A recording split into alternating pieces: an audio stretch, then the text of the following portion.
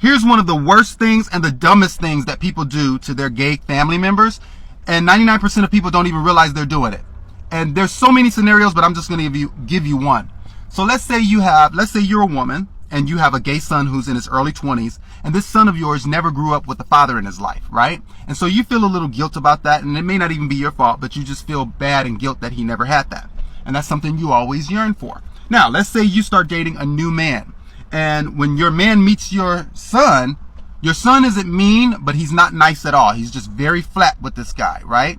Now, what could be happening is your son knows that if he were to tell you, hey, I think this guy is toxic and he's narcissistic, you wouldn't believe him, because gay people are never given credit for being able to peep a heterosexual man who's toxic a lot of times, right? And so he doesn't say anything to you.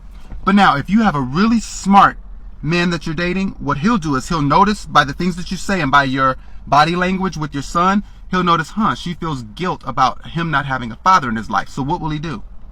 He'll go right over to your son and pretend like he wants to play the father figure to him.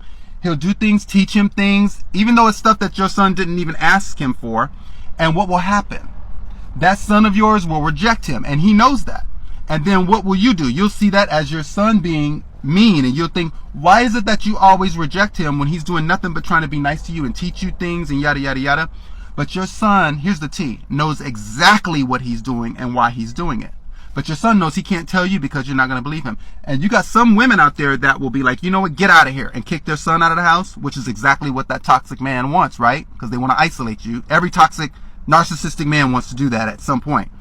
And yeah, they'll kick their son out or whatever, not realizing that, look, I don't care if you are gay or straight.